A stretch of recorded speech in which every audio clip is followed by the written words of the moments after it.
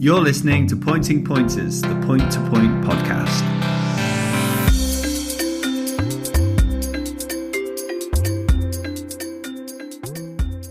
Hello, you're listening to Pointing Pointers. I'm Ben Atkins, joined as ever by Sam Davies-Thomas, who looks like a pro golfer sat in a cottage, but enough of that. Joe O'Shea doesn't care how you look, Sam. He just wants us to put up some winners. Are you ready to put up some winners? Let's go, just for Joe. But first, let's do a very tedious review of every single race that's happened over the last week. Yeah, why are you going to do that? Because that will be tedious. Why don't we get Joe Hill on? Might be even more tedious. That's not very nice. Actually, he's better insight than you, actually. You know what I love about Joe Hill? Yeah, here we go. You know when we get good information or whatever, we always pass it to him and he'll have a nice dabble. Yeah. Didn't you get a text about No More No yesterday? Because I didn't.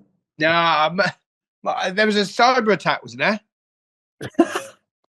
Of course, I went to the co-op last night, mate, and there was no food. So I reckon Joe's phone must have got the cyber attack too. That's because Gitto being in touch with your local co-op and asked them to hide all the food from you, right? Yeah. Gitto. Right, come on. Right. Speaking of the Hills, let's start with Walter Barnett. He won the Hunt Members race on Champion Hill, ironically named, I suppose. So he that was at Holnick at the weekend. I know Walter Barnett's had a few shout-outs from them before when we've spoken to them. You know, big part of the team and someone they've they're clearly very fond of. And so really nice for him to get the job done at Holnick. Steph was down there and said it was a really, really good ride actually, beating an odds-on favourite. So fair play to Walter. Yeah, he's giving ride of the day, wasn't he? I see. By Steph, yeah. Yeah. Not by us. No, not by us, no. We didn't see it. But it could be ride of the week. You never know. Listeners have to wait to the end to find out. Oh, they'll be clinging on. So, King and Barber teamed up again for a maiden winner with Eileen's Milcan. Doesn't look right. Eileen's Milan, mate. I think that's a typo on your part. Yeah, there's loads of typos in this, isn't there, this week? And yeah. But James gave 4 winners for Jimmy, mate. Which, puts him in the driver's seat for the old men's title. So yeah, I think it does. Yeah, he keeps bagging him in. So you're on 47 now. 47 winners. Well, yeah, I did look up the result, the leaderboard online, mate. But don't go there. Don't do it. Don't think it's up to date. Sorry, just saying. I think he's 47 now, and for a man who says, you know what, I'm not really into the title, I'm not going to chase it. He's chasing it pretty hard. Good day for him with 4 winners. And obviously, LA Bow going in again, won an intermediate now. Goodbye, really. Probably the most expensive horse Luke Sport, I'd say. But she's done well. For a big horse, 17-2, who's had leg problems, she won that by 9 lengths. She stands at about 17-2, and she's got a big old action on it. But James says she loves a bit of better ground. So, yeah, that was good. There's a lot of deja vu at the weekend. I thought Ed Doggerel won again. Doggerel? Who's Ed Doggerel? Doggerel. Oh, sorry. Chris Barber was firing them in. Casper's Court won again. It was a bit of a deja vu weekend, to be honest. If there's a man who knows how to beat the famous Clermont, Will Biddick nearly did it as well. Got beaten one by a neck. So, he would. I'm sure he would have an extra incentive to try and beat him. Another contender ride of the week, Sam, I'd say. This ride of the week is getting hot. Oh, things are spicing up. I tell you what, it's bad, isn't it? When we both had our Weetabix before we record a show, it's not good, is it? It's like it needs one of us to be slightly off the ball. Anyway, Hexham, the Hunts Chase, I realised Wallace Ollinger got beaten, which I could not believe, actually. But Great Notions won for Robin Tate with John Dawson on top, which was... You just see my pointing my Gordon's Hunter Chase competition vote. You'd have known that, I've got the tips in the bag, mate. That chase, that competition is quite a lot like our Fantasy League group. I did my best for a while. And then You've been kicked off for not probably doing it, I'd say. Have I? Yeah. Apparently you have to pay a fee, don't you, for everyone you miss or something, I don't know. Really? It's slightly upsetting that Darren Pearce is at the top of it. Slightly upsetting. He's slightly... He's got a head start, doesn't he? He's the expert. Well, yeah, I mean, it's reassuring, really, is what Any other bits we want to mention from the weekend? Charm Park, obviously, Marina Bilby, that'll have an effect on the various titles. She knocked up another winner, Precious Bounty. Yeah, one behind Clara Burrett now, who they keep trying to go down to the wire. Hopefully, so that's another good title that's hotting up towards the end of the season, keeps us interested, keeps everyone interested, and we'll see what happens this weekend again with some good meetings coming up. So hopefully some spare rides from all to go at, but Precious Bounty seems to be loving the quick ground, skips off it, and doing a good job. Another winner for Ellie Corwood, spreading out the winners with one for Andrew Pennock. And you caught up with someone from Charm Park, Sam, am I right in thinking? Yeah, I did, yeah. Felix Foster, who absolute titanium bullet, bolted up there. And I thought you were calling Felix Foster a titanium bullet then. I was thinking that must be off TikTok. I've not heard that one. Short price favourite, but one well, and Felix trains the horse himself. And I had a chat with him earlier in the week, and this is what I had to say. I'm joined now by Felix Foster, who enjoyed his second winner of his career, 18 years young. Felix, thanks for joining us. How are you? Okay? Yeah, all good. Currently pulled up in a McDonald's car park, but good luck. Well, you just told me you're 9 stone 7, so I think for the time being you can keep attacking those McDonald's, but you'll probably be able to. But 9'7", the saddles these horses are lugging around, they're fairly weighty. Yeah. I think after the first few rides, I was quite tired, and I think I dropped my weight cloth a few times and got a bit shouted at by the stewards, but I think it's all right now. For those who don't know, Felix is the son of Joanne Foster, and you work predominantly for your mum at the yard, and you go elsewhere sometimes as well. Is that right? Yeah. So I'd work for Mum. I'd ride her horses under rolls, and then my pointers are kept with them. But she's been a big help. I couldn't really have done it without her, to be honest. So yeah, I think she's trying to do something with that, the jockey start. It's been a great initiative that up north, hasn't it? It's been amazing. Yeah, I know. I couldn't have done it without the connections that I've got. But it's great. It is really good. Yeah, it's really helpful. It's just amazing the success they've been having as well with that jockey start. We spoke about it a couple of times.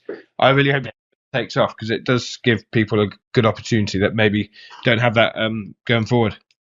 Completely, definitely.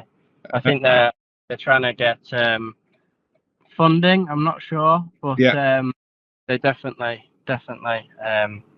should be allowed to anyway. Yeah, 100%. Yeah, it's a great. And we were talking on the podcast with Ben, who I do the podcast with, that it's so hard to get people to point, isn't it? And people like you who you train your horse in your spare time. You've got a couple of horses to go out to get you going, and then see where, because you're going to go to uni in September. Is that right? So you've had a few goes, and then it's just a great way to start, isn't it? Yeah, exactly. I know. Obviously, I got gifted my first pointer, which I found out about at boarding school. I looked at the sales and thought, oh God, I don't know why she's buying a slow 9-year-old, and I thought, oh mate, that might be for me actually. That was a good feeling anyway. And which horse was that? Conquered all of Europe. Oh yeah, of course, yeah. Ran last week, didn't he? Finished third round Whitton Castle. Yeah. I think that was maybe one of the hardest races that I've had. I think I started riding him after the first fence, and I don't think I stopped until the winning post. But you managed to carry the weight cloth after that. Yeah, exactly. That was I had 3 rides that day, and they all ran superb. So I'd say we were pretty buzzed on the way home. And then you had a good weekend that weekend, and last weekend Titanium Bullet. Tell us a bit about him. He duly bolted up at the weekend. Yeah, he doesn't win them hard. I think he only wins them easy. When he won his maiden, I think we expected him to win that, but he came from Mum under rules, and he ran well. He always ran well, but just never got to that winning enclosure. really, but he's really blossomed point to point in anyway, and should be all targets set for Cartmel. Yeah. So you got him. You first read him this season, is that right? Yeah. Have you ever mentioned to your mum that you think you might have improved him? You know, change of yard, change of trainer. Do you ever? maybe getting run away with maybe the answer. Yeah, sometimes love that, don't they? Yeah. Brilliant. Any runners, any rides for the rest of the season? Obviously, not long left. The ground's cooking up, but any more rides coming up?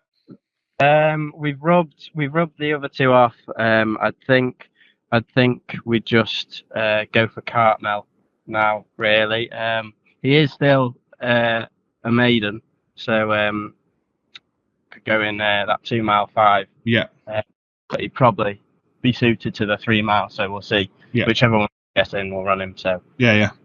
Perfect. Well, good luck with him. Well done with the season you've had with them both, and don't enjoy uni too much and keep pointing, all right? I will do. Thank you. Come on. Thanks for coming on. Cheers. Cheers. Fantastic. Upcut Cross then. Josh was the only finisher in the Young Horse Maiden, so probably the less said about that, the better. But, still got to get round and win. One of our pod's favourite horses went and won. Quinton's Man. He's had a few mentions in this podcast. Nice to get his head in front for Josh. Yeah. And one of your favourite trainers, Les Jefford, won with Anna Johnston, as is standard. God, say that horse's name. I haven't got it written down, mate. Joe, I thought you might be reading it. No. You wouldn't be able to say it. You wouldn't be able to say it if you did, so. Unlikely. Joe Gagnant. But and Josh hit back on Sunday with a few winners of his own, so it's all heating up nicely, Ben. Sure is. Kingston Black. Just really quickly, I thought it was nice to see Rob Varnum. Obviously his training establishment. I'm pretty sure the place is called Gunshot Paddocks, isn't it? It's actually called that, but it always makes me laugh that that's the name of the racing club. So it sounds slightly threatening, doesn't it? Like must win. Great Empire tomorrow, doesn't he? Really? Yeah. Didn't you catch it with his jockey as well, Sam? I did. Man who had a double on the day. He's run a good few winners this season. Seb, who works for David Phelan down in the southeast. He also ran a winner for Chris Dennington. So there was a bigger price than Empire de Mold, and I thought he'd been having a few winners. We haven't spoken to him before, so I thought we'd have a chat. Here's Seb now. I'm delighted now to be joined by Seb Mead. Seb, I was given your number by Dave Phelan, and he's got it saved under Sebastian. So you Seb or Sebastian? Yeah, Seb's fine. Yeah, Seb's fine. Well, first, nickname terms already. That's good. So yeah. Did Dave calls you that when you've been doing his heading or something like that? I guess. Yeah, exactly. Another good weekend. Two winners at the weekend brings you now to 30 winners altogether after 4 seasons, which is great. For the listeners who don't know, can you give us a bit of a history and how you got into Point to Pointon? So I always kind of wanted to race ride, and I was really into my hunting.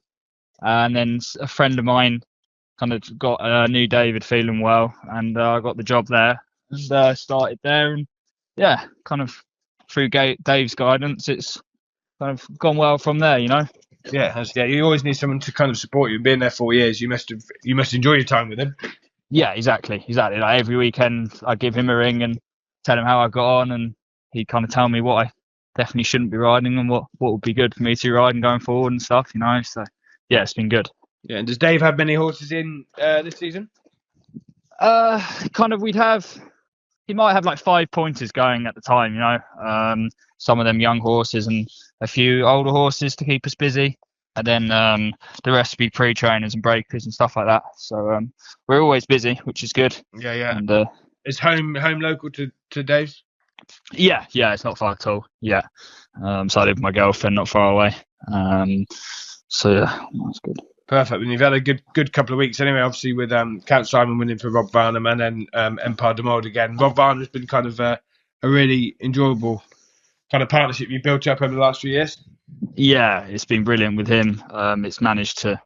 I've ridden some very easy winners for him, but they all count, and it's kind of gets you noticed a bit more. And yeah, he's good to ride for, and he does a really good job. So yeah, he does. Yeah, he's very kind of enthusiastic trainer as well. It must be really enjoyable to ride. You know, Yeah, he loves it. He loves the game. That's the main thing, very competitive and yeah, nice. I like riding for him. No, it's good. yeah, good. And you train a horse at home yourself with your girlfriend, is that right? Yeah, so she has three of her own or two of her own for this season, which we kind of train a bit together. And then I've got a maiden there, which is actually a restricted horse now. He won 2 weeks ago at Parham. So yeah, that's a bit of fun as well. That keeps me busy when I'm not working. Yeah. I find I'm very interested in the training side of things for like the future. So it's quite fun just having a couple there to be training as well alongside working, you know. Yeah, and obviously you don't. I haven't seen you haven't been riding Hunter Chases. So is there a reason? Is your weight an issue for you? Yeah, initially, like I was quite slow on thinking about getting my license, just because I knew I'd have to be claiming if I were to ride in Hunter Chases and things, and there wasn't the opportunity for me. But now Rob's running good for you in Hunter Chases. It's something I definitely look for this summer, and yeah, no, the more rides I'm getting, the more my weight's under control. And sure, you learn how to cope with it and things. So you learn what's manageable. What works for you probably doesn't work for someone else. It's yeah, exactly. And I'm 6 foot. I'm 6'3", so it's kind of when I was younger. I used to play a lot of rugby when I was younger, and I was heavy then. So I always thought two pretty weight styles that you need, mate. I don't know if you realise that's two different sports. What's that? Sorry. 2 different sports, that is. 2 different weight styles. Yeah. And it kind of got to my realisation that if I was to keep playing rugby, I would have definitely needed to put on about 2 stone. And to start racing, I needed to lose about 1.5 stone. So my old man wasn't very happy about it, but he's beginning to realise I quite enjoy the racing. So good. Well, yeah, got to enjoy it because you ride losers and winners. But the horse you won on at the weekend for Chris Dennington as well, Tagado. Yeah, that was great to ride a winner for them. He's one of those horses, kind of a frustrating horse. He showed a lot early on in the season.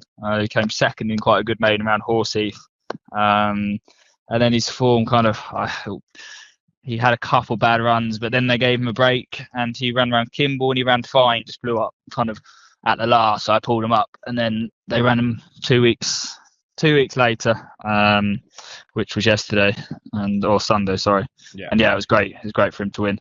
Yeah, they're brilliant. They only train the one horse, so it's good because they've had opportunities to win, and it's nice.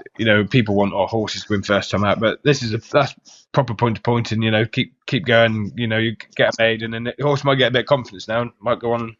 Yeah, he's that type of horse, which wouldn't surprise me if he did. Yeah. And they're brilliant. They're local to Dave, so they use the gallop a bit, and and I was very grateful they kept me on him. It's kind of a lot of goes, and it'd be easy to use someone else. Yeah, definitely. It's nice, and that's what Poynton's about. This weekend, you got many rides this weekend that any of our listeners need to look out for as a Yeah, there's kind of Pepper Harrow. I'll be out on Saturday. I think Imperial Esprit might go on a novice riders there, which he'd have a good chance. He ran well at Godstone a couple of weeks ago. Count Simon in the men's. He's one of those horses that you kind of know once the flag falls how you're going to get on. Sometimes he goes, sometimes he doesn't. When he does go, he's good. Yeah. And then I've got my own horse in the restricted who might run all right as well. So no, it's good. Good. Do you ever, if you give your own horse a bad ride, do you get blamed by the trainer or not? Yeah, she gave me a bollocking, especially she beat me a couple of weeks ago as well. So she's kind of, yeah, don't let that happen again. Make sure you no, exactly. It wasn't good. She's still enjoying that. So. Yeah. Well, good luck at the weekend. Well done with all the winners. Keep it brilliant. Up. And thanks for coming on. Thank you very much. Appreciate it. Bye bye. Bye. Good stuff, Sam. The only other thing to pick up from the weekend, I mean, fortune favours the brave. Luke Price is pretty brave, isn't he, running as many horses as he does in quick succession, backs them up fairly quickly on quick ground, but they seem to cope with it, and he's banging in some winners. Had another one with Lavarente, with James on board. I know we've talked about it before, whether certain horses, like certain ground trained by different trainers, different gallops, all that sort of stuff, but they buy a certain type of horse. But is this just a case of Luke watching between his fingers more than other trainers are willing to, or is that unfair? No, I think it takes a lot to run horses back to back. You've got to be quite clever, quite astute, and you've got to have the horses in the right frame of mind. If the horses weren't in a good spirits, they wouldn't be going and winning, to be honest. So takes a you look at the horses under rules, they can go back to back twice, but to keep going at it is hard. And Luke's obviously got a good routine at home for them. He probably doesn't do a lot with them, I imagine, once they're up and running. And fair play, just run them. That's what they're there for. They're not going to win in their boxes, Ben, are they? Oh, they're not going to win in the boxes, Sam. That's correct. So I'd like to introduce you, Sam, to a new little game that you are so far unaware of, which I'm going to blindside you with. Okay, brilliant. The Joe O'Shea Challenge. Guess what? This could be anything. Couldn't it just? So I've had a bit of back and forth with Joe over the last few days. He's challenged us, me and you. Well, let's extend it to the listeners. Do get in touch. What could possibly beat Bath and Snow at Stratford? What, in the restricted final? Right. Oh, there's plenty, Ben. Well, nothing's a foregone conclusion, Sam. If this is anything like the Unbridled show, this is a bit like Paddy Brennan and Constitution Hill. There's so many listeners, and I'm going to just wind the crack up. Yeah. Because I'd say probably nothing, but I'll find something, and I'll find at least 5 to go out before Stratford. You make a case for every single one. That's your homework. That's your homework for next week. So yeah, and we're gonna have a bit of fun with that. We'll get Joe on before Stratford. He thinks he's got he knows what's going to win at least 4 of the races, and he's going to put up a charity Yankee, and if they all win, he's going to donate the profits to the Injured Jockeys Fund, just to basically school us in our own backyard on the tipping front. So there we go. The Joe O'Shea Challenge starts now. Sam, get your thinking cap on. Oh, he's got a cap on. Does that say thinking on it, or does that say that? No, it doesn't. No. Looks like it's with Arsenal football. Don't get too much close. Don't get any closer to the camera. You'll put the listeners. Oh, good job, the listeners. Oh no, people do watch, don't they? Oh, that'll be a watch, Sam. Yeah, and do you know what? I watched back this week just because Steph sent the link in, and I clicked on that instead of. Well, what it occurred to me that people do actually watch, because quite often I'll say something and I'll say it with a straight face, so that when the listeners think that I'm being serious, or that I'm, and I'm basically half the time winding you up. But obviously, if you can see my face, you would know full well that I'm being facetious or naughty or similar. So, or could be doing anything, So I need to remember that there is actually a camera while we record this. So I was going to land myself in hot water one day, mouthing at you or calling someone something, Anyway, enough about me, Sam. Some talking points. Let's get stuck into, firstly, the retirement of Paloma Blue. Yeah, what a horse he's been for them. 9 wins. I remember him winning the Cheltenham Hunter Chase evening. A remarkable horse. Yeah, he's been a real good servant to them down there. 13 years young, and off to play in the field. So yeah, fair play to him. And yes, Steph, I do know who Paloma Blue is. Yeah, it feels a bit nepotistic talking about it, but in all, seriously, whoever you are, especially if you're keen on pointing in the southwest, you'll know a lot about that horse. So yeah, no, it's nice when a story ends well. He's never been out of the frame, never not finished a race. Well, he's been out of the frame, but he's never not finished a race. Won 9 times. Yeah, like you say, nice. So Sam, maybe another bit of homework, other than me putting a bit of oil in this squeaky computer chair of mine, would be to I've just I've been thinking about, really, there's a bit of doom and gloom at the minute about breeding and foaling numbers being down and the price of national hunt stock, young stock, and then that filtering through and people not really getting paid for their 4-year-old winners this year, etc. so far. And ultimately, the sport of pointing and national hunt racing needs some more horses, right? It sounds obvious, but more horses in the sport. Now, when you look at it on the face of it, if you just you strip back, some of the things that we know to be true in terms of what's possible and what's not. If you look at this and think, what is the incentive to have a horse and go pointing with it at the minute? If you take the rose tinted spectacles off and just accept that we don't have the droves of hunting farmers that have got 3 in the shed that they run with the cattle and get them fit and bring them pointing. What is the incentive for someone coming into the sport to have a pointer?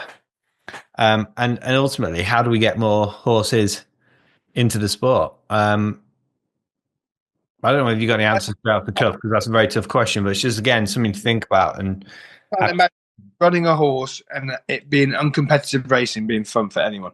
Forget about the money, forget about everything else. If you're all going to the races and you're going to have a 3-runner race, you're going to turn up, your horse is going to run around 3 miles, and it's going to win. I don't really see any enjoyment in that, if I'm completely honest. So the racing needs to be more competitive for people, because that's what it is. It's competition, and it wants to be hard. You don't want to go and just win a race. Josh Newman didn't want to go in that 4 and 5-year-old maiden and be the only horse to finish. There's not much point in that. But what are they going to achieve from that? Yeah, but this is what I'm saying. We need more horses. So I'm asking you. But you have to have less racing, because then there are the horses there. There's just too much racing for the horses there are. How are we going to get more horses? You're asking me a question I do not know the answer to, but I'm telling you how we have to deal with the problem we've got, and the race needs to be better. Look at the racing under rules. 3 meetings today, 3 tomorrow. There's 3 4-runner races. It's appalling. It's awful to watch. It's not fun to watch. They've got paying public going to watch people run around in uncompetitive races. But yeah, foaling's down, but there's still a lot of horses going to the sales. Still a lot of horses there to be bought. Mm. I just think racing needs to be more. Should I say the word competitive again? No. So, right, I don't want to get too far down this wormhole today. Maybe we'll come back to it when we've got a guest on, because it's always nice to get an outside opinion, Sam. Not that I don't value yours, of course, but the prize money thing, it's unsolvable in the sense that there is no money in the sport, and it's kind of the amateur branch of the sport, etc. So, who's putting up the prize money? Where does it come from? Is it coming from entry? Well, there's never going to be any money from prize money in the sport because it's an amateur sport. Yeah, exactly. So, yeah, I think basically what we're relying on is people loving pointing for what it is. So there's an academy, isn't it, for the younger lot to go through the ranks and the younger horses. Gone are the days of people having 1 or 2 horses, and you say with the farmers and the hunts getting involved, to be honest. So we've got to change it that it works for everyone, and it's enjoyable. Look at Felix, who I spoke to earlier. He trains a couple himself. He does it for fun. He wants to learn about training horses and maybe go on to something better in the future. But it's hard to. Yeah, gone are the days what it used to be, and there ain't no coming back from that. Mm. That's What do you reckon, Ben? You're very quiet. Yeah, no, it started so fun this show, didn't it? We were having a whale of a time, and now I'm just contemplating my own existence. Yeah. So, yeah, I mean, all right. Tell me this: you have horses in training, yeah? I have 1, yeah, currently. 1 under rules. Yeah, all right. You have 1 under rules, and you might have had an involvement in the horses point to pointing somewhere over the time. Well, you did it. You had that grey yak. What was he called? That I legged Biddick up on. Oh, Cheating Jack. Yeah, that was it. Yeah. Why did you have Cheating Jack? Well, yeah, good question, right? And this is why I was looking so pensive before, because I was thinking when you were talking about Felix, I was thinking, yeah, that was probably the most crack I've had out of it, is actually trying to train one myself. Yeah. Even though he broke my ribs and it was useless, and I had a torrid time traveling around and losing. But that was really, really rewarding doing that. Just do that nowadays. And if there was, it's not enough to get the racing going. Yeah. But we could go on about this for hours. Anyone's got any points that want to be brought up, please do get in contact, because we do need more opinions than mine and Ben's to get this going. Yeah. And all the people that comment to us about it, the better. Yeah, we probably don't make it that easy to get in touch, Sam, to be honest, because the social media is a bit hit and miss. And better. Yeah, I mean, I know half the population's got your phone number for reasons we won't go into. But if anyone does want to get in touch, Benjamin Atkins at mac.com. I'm that old. I had Mac email addresses before it was iCloud. So Benjamin Atkins at mac.com. Get in touch, and we will reply. Simple as that. Nice. So Sam, another weekly feature, the social shout out. I happened to notice that Devon and Cornwall, I think a lady called Sophie Davies, is doing some really good weekend photos and reels on their social media. It's looking quite good numbers wise, and I'm sure really well received by the owners and riders. So this week's social media shout out goes to Devon and Cornwall, courtesy of Sophie Davies. Anything you've seen? Yeah, very good. That is obviously that, and all good. And Edgecut this weekend, I think. Also, I was going to save this for next week, but obviously with Edgecut being this weekend, it's be quite informative for people to have a look. Obviously, Edgecut's on Sunday. They got the PPRA final there as well. I hope that's right. Yes, they have. That's good. With a big prize fund in the bag, which is also good. 9 entries for that, so that's exciting. But their Instagram page is very good. Some good videos. I think, by the sound of the voice, it's Hannah Henn, daughter of Chris Henn, who used to train the Connells horses back in the day. It'd be way before your time, Ben, but the listeners will know what I'm on about. You won't. You don't forget a voice when you've heard one, do you, Sam? No, I don't. No. No, that is Hannah Henn doing it, I think, who is gone down the photography route. And it's very good. Very good. I enjoy it. Watching it. We're talking about those moments where if you're watching YouTube, you probably know that I'm up to something. Yeah. Have a look at that on Instagram. Very, very good. Edgecut Races. Very good. And I think they're collabing with GB Pointing. Good segue into Ride of the Weekend. So the Ride of the Week, Sam, you. The two we mentioned earlier, obviously, you can't have a losing ride as Ride of the Week. No, even if it was Biddick. Yeah, Biddick. Mate, he's old, mate. He's old and he's gone. They're numbered. Yeah. You are just something else. But yeah, let's give Walter Barnett. Let's go with Steph. Walter Barnett winning on the outside of the lot, Champions Hill. It's a proper name, Walter Barnett, isn't it? Sometimes I read out the name when I'm doing the weekly Nick Look section. Oh, by the way, it's worth doing that. I never have been sure, but I've heard a great anecdote this week from someone, and it involved a story basically when they'd heard about pointers on the NLD and come over for a listen. What a shock that must have been! The step to the left, wasn't it? And no doubt they'll hopefully be back. If it was you that found, do get in touch. As I said, Sam at Colne Saddery. But anyway, my point was going to be that Walter Barnett is a proper upstanding point-to-point name of yesteryear, isn't it? You wouldn't be surprised to see that name on a championship trophy from 1965, would you? Yeah, I'd love to say. Why not say it might come up? Well, Walter. Future. Yeah. Nick particularly loves Amber Jackson Fennell as name. Tiggy Vale Titterton's a classic. Purdy Peaster was his favourite. That's Nick's favorite. Yeah. We want to do, okay, let's do the top 5. At the end of the season, we'll also have a category of the top 5 best pointing names. So in there so far, we've got Amber Jackson Fennell, Purdy Peaster. We've got 3 so far. You got to think of a couple more. All right, we'll figure some. Yeah, they'll pop up. Yeah, they will. I like Ed Dodrell. That's quite good. I can't say it right. It's one of those names I know what it is, but it looks wrong every time I say it, and I think it can't be Dogrel, but then it is. It is, yeah, trust me. Yeah. Anyway, yes. So Ride of the Week goes to Walter Barnett. Congratulations. There's no prize. Pardon? What'd you get for that? Nothing. No. A cap? Yeah, a cat. Yeah, send him that one. You look better without it. Right, so only the business, Sam, that flew past, didn't it? Thank God for that. Yeah, not racing this weekend, I suppose. If you're going anywhere, good luck. Hexham, Pepper Harrow. What a track! You ever been to Pepper Harrow? Yeah, I have. Remember, I did it with our boss, Jake Exelby. Oh yeah, Jake. Who? Jake Exelby.